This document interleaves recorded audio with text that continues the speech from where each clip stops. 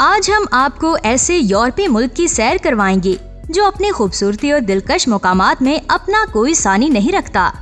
اس ملک کا نام جمہوریہ چیک ہے، لیکن عنقریب تبدیل کر کے اس کا نام چیکیا رکھا جائے گا۔ اتنی خوبصورتی اور حسین مناظر آج ہم آپ کو دکھانے جا رہے ہیں جو آپ نے نہ تو کبھی تصور میں دیکھے ہوں گے اور نہ ہی خوابوں میں۔ مزید ڈسکشن سے پہلے ویڈیو کو لائک کر دیں اور چینل کو سبسکرائب کر دیں۔ یہ آپ کی طرف سے ہمارے لیے ایک تحفہ ہے۔ اگر آپ چیکیا جائیں تو آپ کو یہ فیصلہ کرنے میں انتہائی دشواری ہوگی کہ پہلے کون سے مقامات کی سیر کی جائے، کیونکہ ہر طرف پھیلا حسن اور دلچسپ مقامات آپ کو فیصلہ کرنے میں کنفیوز کر دیتے ہیں۔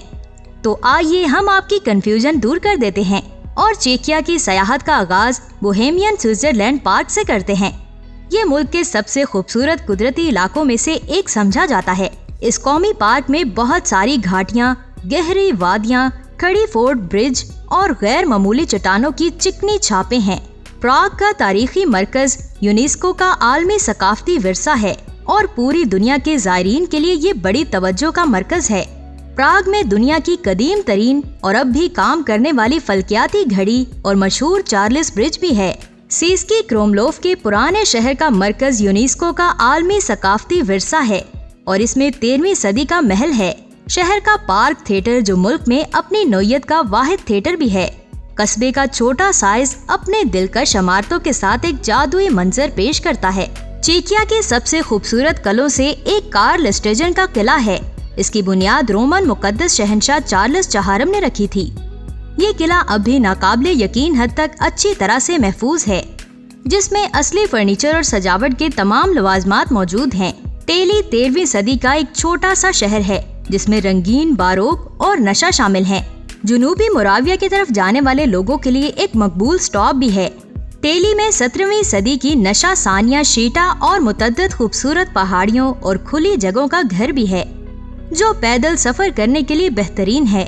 اولوموک چیکیا کا ایک دلکش شہر ہے جو موراویہ ندی کے دائیں حصے میں واقع ہے اور ایک رومی فوجی کیمپ کے کھنڈرات پر قائم ہے۔ یہ شہر کئی تاریخی مذہبی عمارتوں کا گھر ہے، جس میں 12ویں صدی کے اوائل میں سپلنٹ اوینسلاس کیتھیڈرل اور سینٹ مورس چرچ بھی شامل ہے، جس میں چرچ کا سب سے بڑا اور قدیم ترین حصہ بھی شامل ہے۔ راکس اس شہر کو ٹیپلس ٹون ٹاؤن کے نام سے بھی جانا جاتا ہے۔